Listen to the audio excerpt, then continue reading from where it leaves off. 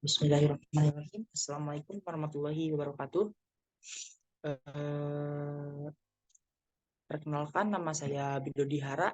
Di sini saya bersama rekan saya, Arfanur Fauziah, akan menjelaskan materi mata kuliah tentang sistem pengambilan keputusan yang diampu oleh dosen pengampu yaitu Dedi Junaidi, Eskom MTI.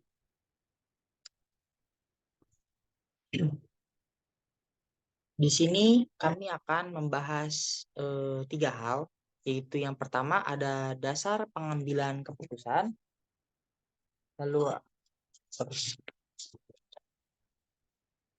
yang kedua ada pendekatan sistem, yang ketiga ada proses fase pengambilan keputusan, dan yang keempat ada metodologi pendukung keputusan.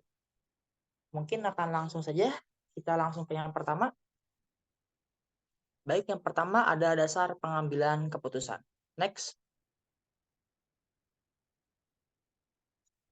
Yang pertama di sini ada konsep dasar pengambilan keputusan.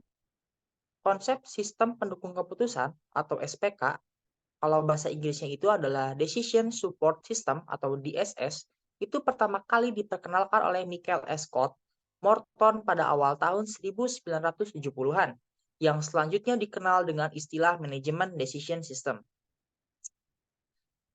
Konsep SPK ditandai dengan sistem interaktif berbasis komputer yang membantu pengambilan keputusan dengan memanfaatkan data dan model untuk menyelesaikan masalah yang bersifat tidak terstruktur dan semi terstruktur. Ini menurut Turban tahun 2001. Next. Nah, di sini ada beberapa konsep tentang dasar pengambilan keputusan. Nah, yang pertama ini ada tujuan. Pasti setiap keputusan itu memiliki tujuan. Bisa bersifat pribadi, organisasi, ataupun juga bahkan sosial. Lalu yang kedua ini ada alternatif. Jadi alternatif ini adalah pengambilan keputusan melibatkan evaluasi berbagai alternatif yang tersedia. Alternatif adalah opsi atau solusi yang dapat dipilih untuk memecahkan masalah atau mencapai tujuan. Lalu yang ketiga informasi. Udah jelas ya, jika kita harus memiliki informasi jika ingin membuat suatu keputusan. Jadi informasi itu adalah kunci gitu, kunci untuk pengambilan keputusan. Jadi semakin banyak informasi yang tersedia, maka akan semakin bagus juga gitu, semakin bagus juga keputusan yang bisa kita buat, kita ambil. Lalu berikutnya ada preferensi. Preferensi adalah kecenderungan atau keinginan individu terhadap satu alternatif dibandingkan dengan yang lain. Lalu kayak preferensi misalnya ada kita ingin jalan ke Luragung misalnya seperti itu. Itu ada tujuannya ke Luragung gitu kan. Nah, itu ada preferensi kita akan melalui jalan A atau melalui jalan B. Nah, seperti itu intinya preferensi. Lalu resiko. Setiap keputusan pasti itu membawa resiko gitu. Pasti ada resikonya. Nah, itu berkaitan dengan ketidakpastian tentang hasil dari setiap alternatif yang dipilih. Nah, seperti tadi ya, kita ingin ke Luragung, ingin ke jalan A atau ke jalan B. Nah, mungkin aja jika kita ke jalan A itu lancar dan sedangkan ke jalan B itu tidak lancar, misalnya jalannya berlubang ataupun ditutup jalannya karena ada hajatan mungkin seperti itu. Nah, jadi itu adalah dampak dari resikonya gitu. Lalu yang keenam ada konsekuensi. Jadi setiap keputusan pasti memiliki konsekuensi, baik itu positif maupun negatif. Lalu konteks atau situasi di mana keputusan dibuat juga berpengaruh pada proses pengambilan keputusan. Next. Lalu kita lanjut ke bagian yang kedua, yaitu pendekatan sistem.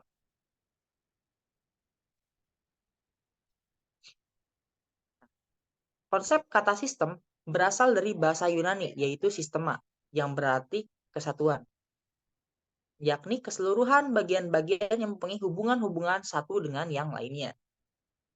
Nah, di sini ada 3 ahli, yang ada menurut Henry C. Lucas Jr. atau Junior, sistem itu adalah suatu komponen atau variabel yang terorganisasi, saling bergantung satu sama lain, dan terpadu.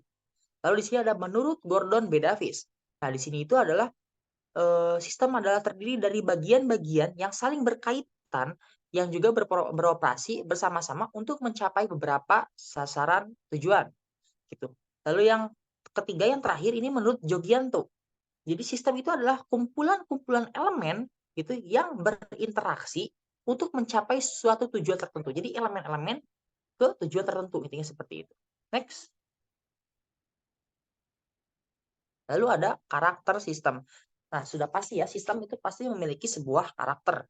Nah, di sini ada juga menurut Gordon B. Davis. Ada berapa nih? Ada 1, 2, 3, 4, 5, 6. Ada 6 ya. Nah, yang pertama itu adalah tujuan.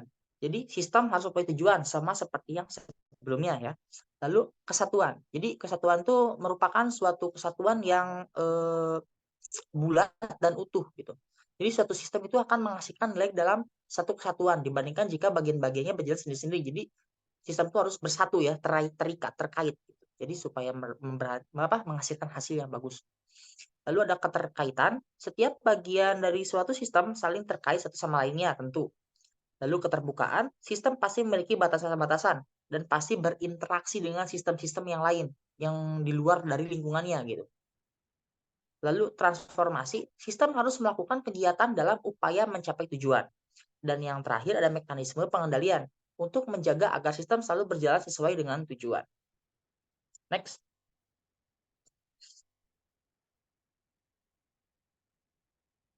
Nah, di sini ada struktur sistem ya, ada input, proses, output, feedback, dan juga ada environment atau sekitarnya. Di sini akan saya bahas. Nah, sistem itu secara umum dibagi atas 3. Nah, ini 3 yang pentingnya, yaitu apa? Ada masukan, input, lalu 2 proses, dan yang ketiga adalah output. Nah, ketiga bagian dasar ini adalah pembentuk sistem. Ini yang paling penting ya, itu adalah sistemnya. Dan itu, 3 bagian ini, itu dikelilingi oleh sebuah environment, gitu. Nah, selain itu, biasanya suatu sistem akan dirancang dengan memasukkan unsur umpan balik atau feedback, yaitu tepatnya di output. Untuk apa sih feedback tersebut? Jadi, feedback-nya itu misalnya kita sudah memberikan data input gitu. Lalu ada prosesnya dan juga ada output-nya. Dan ketika sudah menghasilkan output, nah kita tuh akan mengecek output-nya apakah sudah sesuai dengan apa yang kita inginkan melalui tahapan-tahapan proses sebelumnya. Dan jika sesuai maka itu benar atau true, dan jika salah maka itu akan di false atau akan kita ulangi lagi, kembali lagi ke input. Seperti itu. Next. Mungkin untuk berikutnya akan dijelaskan oleh rekan saya, Afan Fauziah. Terima kasih.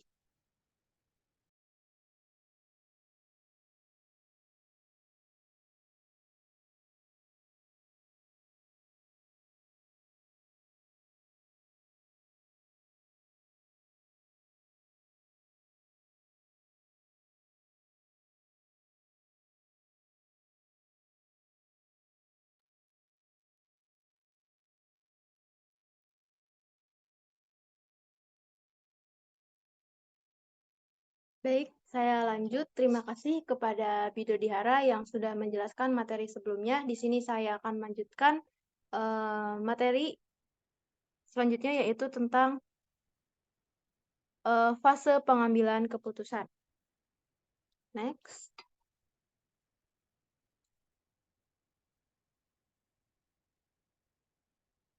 Menurut Simon, dia mengajukan model yang menggambarkan proses pengambilan keputusan yang terdiri dari 3 fase, yaitu fase intelligence, fase design, dan fase choice. Jadi, fase desain ini adalah tahap pemahaman atau proses penelusuran untuk memetakan tingkat problematika serta mampu mengenali permasalahan yang terjadi. Lalu yang kedua ada desain fase. Atau tahap perancangan. Dimulai dengan proses pengembangan pencarian solusi alternatif yang sangat mungkin untuk diambil. Lalu yang ketiga di sini ada choice atau pemilihan. Itu berfungsi untuk memilih berbagai solusi alternatif yang dapat dipilih.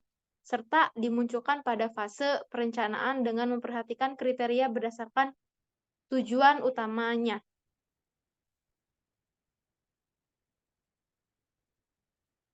Nah, ini ada gambar proses pengambilan keputusan menurut Simon tadi. Yang pertama di sini ada intelligence, lalu ada design.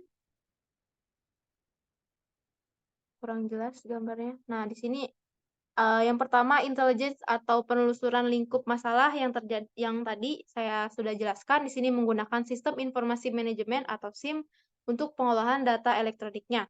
Lalu yang kedua ada fase desain atau perancangan penyelesaian masalahnya, dan yang ketiga ada choice, yaitu pemilihan tindakan dalam keputusan tersebut, pengambilan keputusan tersebut. Ini menggunakan ilmu manajemen atau operation research, dan yang terakhir di sini ada implementation. Jadi tahap implementasi atau penerapan gitu ya, dilakukan dengan menyesuaikan rancangan sistem yang telah dibuat pada fase sebelumnya. Nah, untuk tahap implementasi ini bisa dipandang sebagai bagian yang terpisah atau memerlukan perhatian khusus karena bisa juga diintegrasikan sebagai bagian integral dari proses choice secara keseluruhan.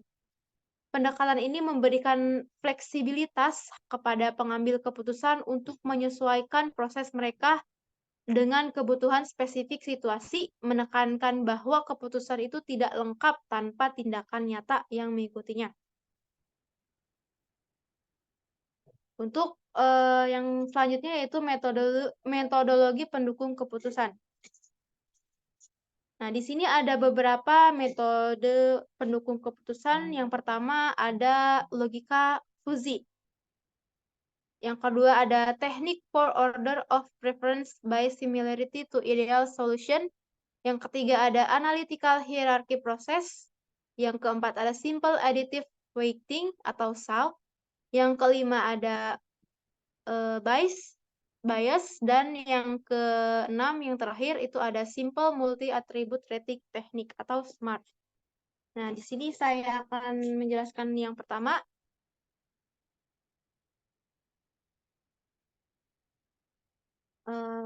Oh iya, untuk lebih jelasnya nanti saya akan lampirkan e-book dari metode-metode tersebut.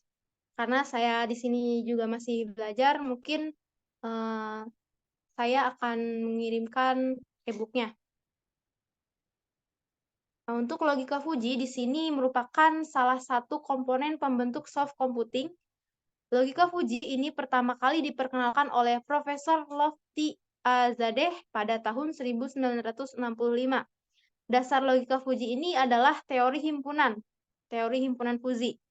Jadi pada teori himpunan Fujii, peranan derajat keanggotaan sebagai penentu keberadaan elemen dalam suatu himpunan sangatlah penting. Jadi nilai keanggotaan atau derajat keanggotaan atau membership function menjadi ciri utama dari penalaran dengan logika Fujii tersebut. Nah, yang selanjutnya di sini kenapa menggunakan logika Fujii? Menurut Kos, sini logika Fujii ini yang pertama alasannya itu mudah dimengerti. Lalu yang kedua sangat fleksibel. Nah, sangat fleksibel artinya itu mampu beradaptasi dengan perubahan-perubahan dan ketidakpastian yang menyertai permasalahan. Lalu yang ketiga, memiliki toleransi terhadap data yang tidak tepat. Jika diberikan sekelompok data yang cukup homogen, dan kemudian ada 12 sistem pendukung keputusan beberapa data yang eksklusif, maka logika Fujii ini memiliki kemampuan untuk menangani data eksklusif tersebut. Lalu yang keempat, di sini mampu memodelkan fungsi-fungsi nonlinear yang sangat kompleks. Yang kelima, dapat membangun dan mengaplikasikan pengalaman-pengalaman para pakar secara langsung tanpa harus melalui proses pelatihan. Yang keenam, logika Fujii ini dapat bekerja sama dengan teknik-teknik kendali secara konvensional. Yang ketujuh, logika Fujii didasarkan pada bahasa alami. Selanjutnya, yaitu metode Topsis atau jadi metode Topsis ini merupakan salah satu metode penunjang keputusan banyak kriteria yang pertama kali diperkenalkan oleh Yun dan Huang. Topsis ini menggunakan prinsip bahwa alternatif yang dipilih ini harus memiliki jarak terpendek dari solusi ideal positif dan memiliki jarak terjauh dari solusi ideal negatif dari titik geometris menggunakan jarak Euclidean untuk menentukan kedekatan relatif antara alternatif ke solusi yang optimal. Jadi untuk gambaran lebih jelasnya, nanti saya share untuk e-book-nya, karena saya juga kurang paham di sini. Jadi mungkin nanti saya akan melampirkan e-book dari penjelasan tersebut.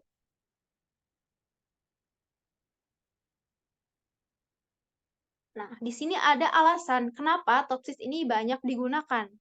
Yang pertama, satu, konsepnya itu sederhana dan mudah dipahami. Lalu yang kedua, komputasi efisien. Yang ketiga, memiliki kemampuan mengukur kinerja relatif dari alternatif-alternatif keputusan dalam bentuk matematis yang sederhana. Lanjut ke yang metode ketiga, di sini ada metode AHP. AHP ini dikembangkan oleh Thomas L. Satie sebagai model pendukung keputusan yang menguraikan masalah multi-kriteria kompleks menjadi suatu hierarki. Jadi, membentuk seperti hierarki di sini. Menurut Satie, hierarki ini didefinisikan sebagai suatu representasi dari sebuah permasalahan yang kompleks dalam suatu struktur multilevel di mana level pertama adalah tujuan yang diikuti oleh level faktor, lalu kriteria, subkriteria, dan seterusnya sampai ke bawah sampai level terakhir dari alternatif. Proses seperti ini akan membuat suatu permasalahan ini terlihat lebih terstruktur dan sistematis. Prinsip dasar AHP terdiri dari 3 prinsip. Menurut Satie dalam bukunya, yang pertama yaitu dekomposisi atau decomposition. Setelah persoalan ini didefinisikan, maka perlu dilakukan dekomposisi, yaitu memecah persoalan yang utuh menjadi unsur-unsurnya. Jika ingin mendapatkan hasil yang akurat, maka perlu pemecahan terhadap unsur-unsurnya. Hingga tidak mungkin dilakukan pemecahan yang lebih lanjut. Pemecahan tersebut akan menghasilkan beberapa tingkatan dari persoalan. Oleh karena itu, proses analisis ini dinamakan hierarki. Yang kedua, penelitian komparasi atau comparative judgment.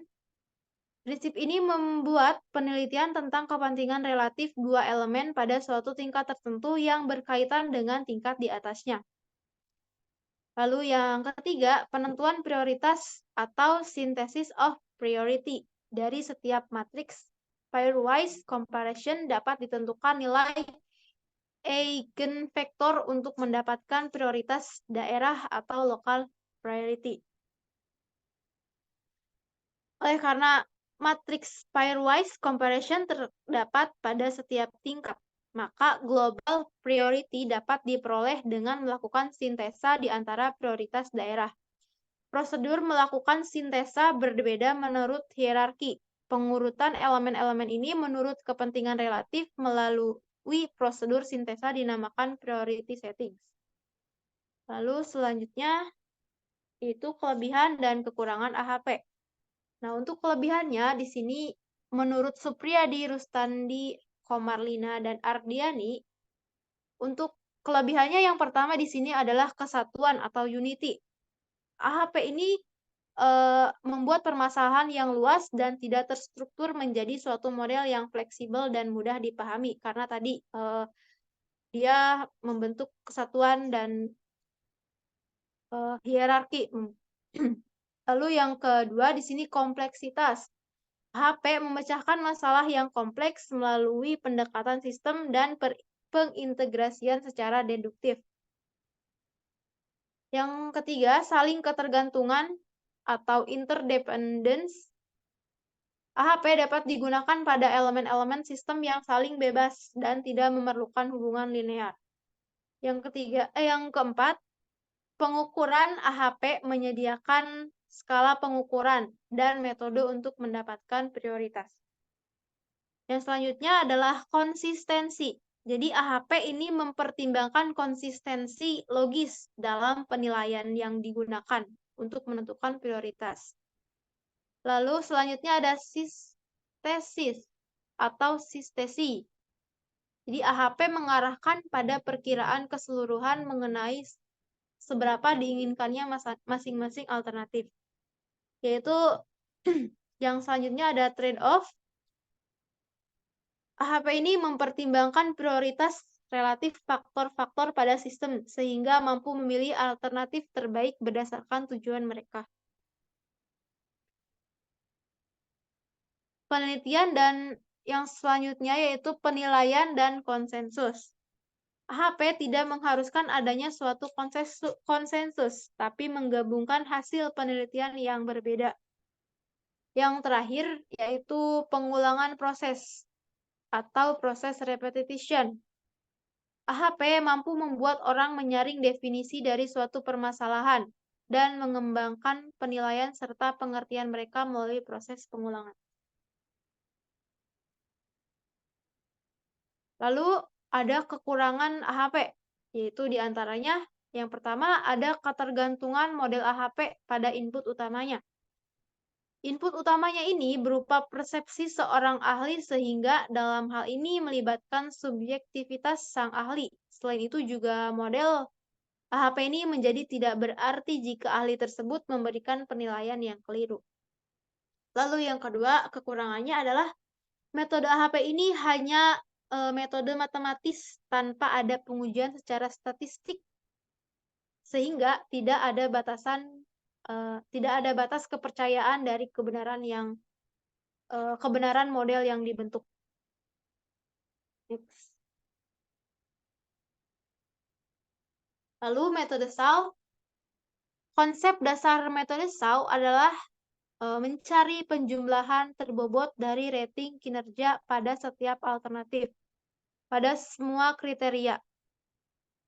Metode Shaw membutuhkan proses normalisasi matriks keputusan, itu disimbolkan dengan X, ke suatu skala yang dapat diperbandingkan dengan semua rating alternatif yang ada.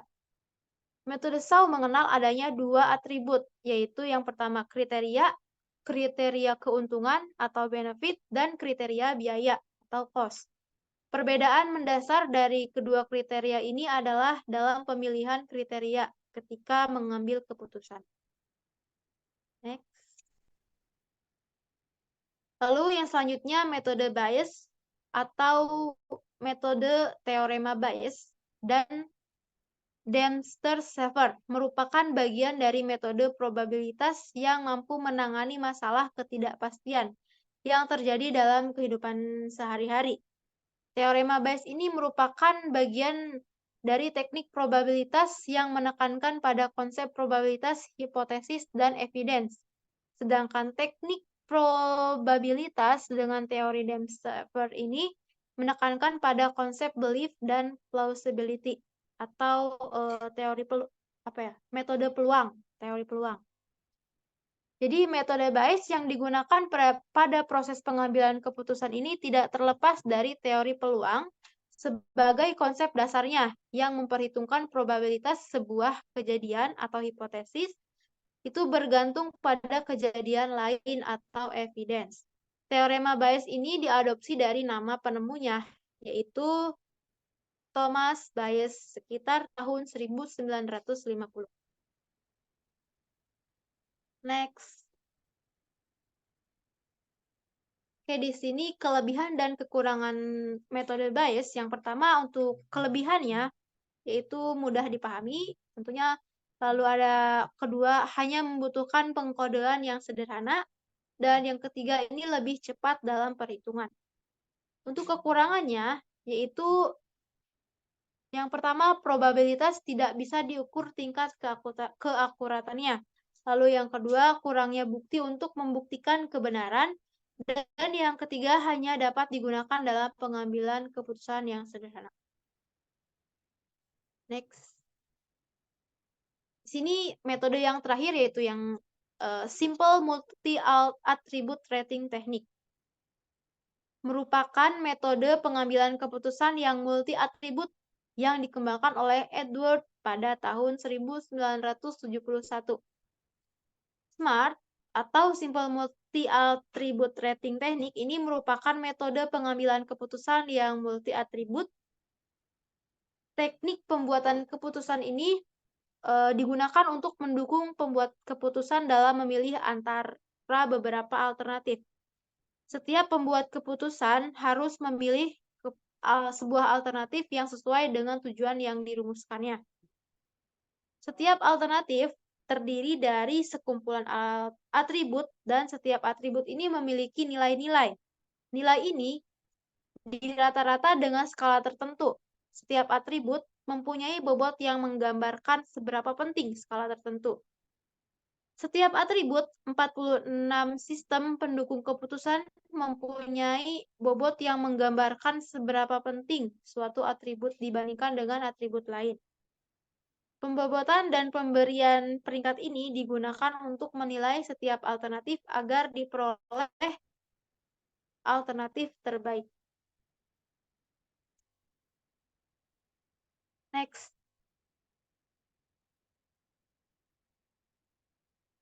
Baik, untuk selanjutnya saya kembalikan lagi ke Bido Dihara.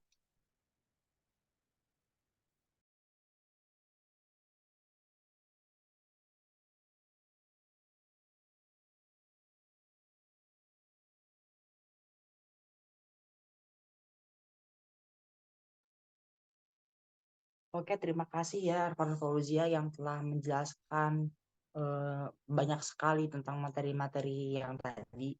Nah, jadi di sini saya akan menyimpulkan. Dari tadi kita membahas tentang teori-teori sistem, apa itu sistem dan banyak sekali ya. Nah, tetapi apa itu sistem yang sebenarnya gitu. Jadi sistem itu adalah kumpulan semua unsur-unsur yang ada dalam suatu lingkup permasalahan yang saling berintegrasi sehingga setiap informasi yang ada akan dapat dimanfaatkan oleh pihak-pihak yang ada dalam lingkup permasalahan itu untuk mencapai suatu tujuan tertentu. Seperti yang tadi kita disebutkan, pasti memiliki tujuan ya. Gitu. Next. Oke, ini adalah PDF atau e-book itu yang akan nanti Arfa share untuk mengerti apa yang lebih jelas gitu tentang materi-materi dan teori-teori yang telah Arfa jelaskan seperti bias itu yang lain banyak sekali ya. Jadi ini kita juga mengambil banyak sekali referensi itu dari 3 e-book ini.